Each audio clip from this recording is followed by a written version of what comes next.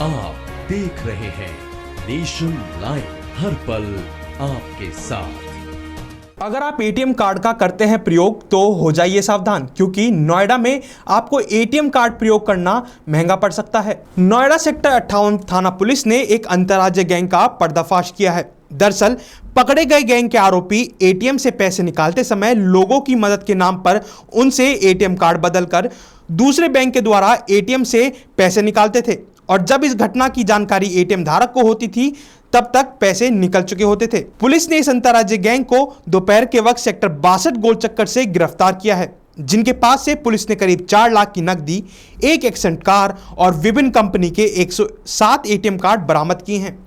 बता दें कि पुलिस की गिरफ्त में खड़े यह 7 आरोपियों का गैंग बड़ा ही शातिर किस्म का है। पूछताछ में इन आरोपियों ने बताया कि यह लोग ऐसे एटीएम को निशाना बनाया करते थे जो कि सुनसान इलाके में होते थे। ऐसे एटीएम से चोरी करते थे जहां कोई सिक्योरिटी गार्ड नहीं होता था, और सीधे साधे लोगों को पागल बनाकर उनसे ठगी की घटना को अंजाम देते थे। वहीं पुलिस द्वारा बताया गया कि अब्बास और मोहित गैंग के मुख्य सरगना थे। वहीं पुलिस ने ऐसा भी बताया कि उक्त आरोपी के द्वारा गौतम बुद्ध नगर के अलावा दिल्ली, मुंबई, आगरा, बुलंदशहर, गाजियाबाद, फरीदाबाद में भी एटीएम बदलकर ठगी घटना को अंजाम दिया करते थे। देखिए, ये आज सेक्टर 58 थाना क्षेत्र में थाने की टीम द्वारा कुछ लोगों को गिरफ्तार किया गया, जिसमें 7 अभियुक्त जो गिरफ्तार हुए हैं। पूछताछ में और तलाशी में ये संज्ञान में आया कि इनके पास से काफ़ी संख्या में एटीएम कार्ड्स बरामद हुए, जिसकी संख्या लगभग 107 है, और इन 107 एटीएम में विभिन्न बैंकों के एटीएम्स हैं। लगभग जितने भी बड़े बैंक हैं सभी के एटीएम्स इनके पास थे। लगभग 4 लाख के आसपास कैश इनके पास से रिकवर हुआ है। एक कार थी इनके पास। जो इनका मोडस ऑपरेंडी है, उसमें जो मुख्य चीज़ है, ये लोग एटीएम कार्ड को बदल के पैसे चुराते थे।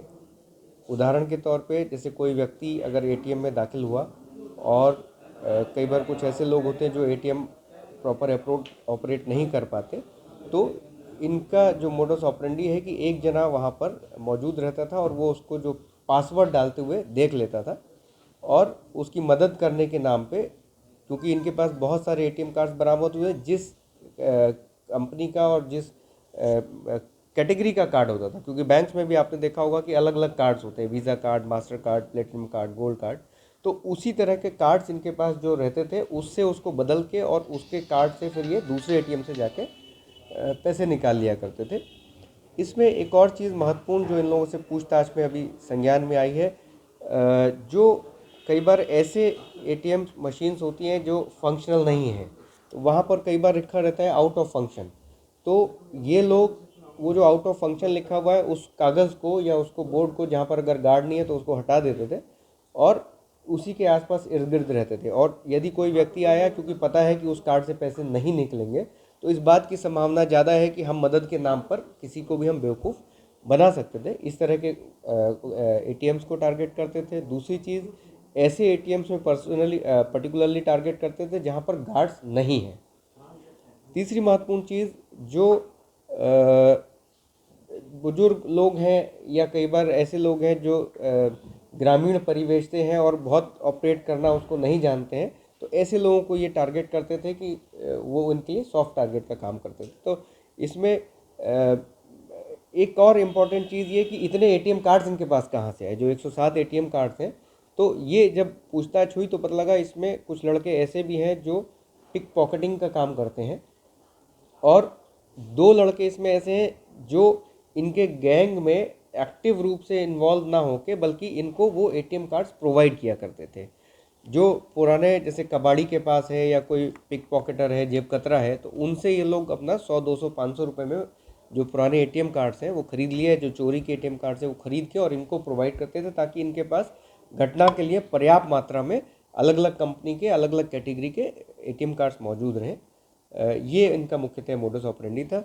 इनसे बरामदगी की जाएगी, क्योंकि अभी प्रारंभिक पूछताछ में जितनी चीज़ें संज्ञान में आई हैं उसके आधार पर आपको मैं विस्तृत जानकारी दे रहा हूँ। कुछ इसमें से संज्ञान में आया है, इसमें से किसी 1-2 लोगों ने अभी रिसेंटली शायद कुछ फ्लैट वगैरह या कुछ प्रॉपर्टी वगैरह भी खरीदी है। तो हम लोग पूरी डिटेल अभी इन लोगों से बातचीत करेंगे, छानबीन करेंगे, और उसमें यदि ऐसा संज्ञान में आता है कि इनके जो जो अकाउंट्स हैं उन अकाउंट्स को भी देखा जाएगा, उन अकाउंट्स में कितनी धनराशि है, वो कब इनके अकाउंट में आई, किस तरीके से आई, सोर्स ऑफ इनकम क्या है, इसके अलावा इनकी अगर प्रॉपर्टीज़ हैं तो वो इन्होंने कब खरीदी हैं, कब से ये क्राइम कर रहे हैं, तो उन सारी चीज़ों पे हम लोग पूरी डिटेल अभी हमारी टीम उस पर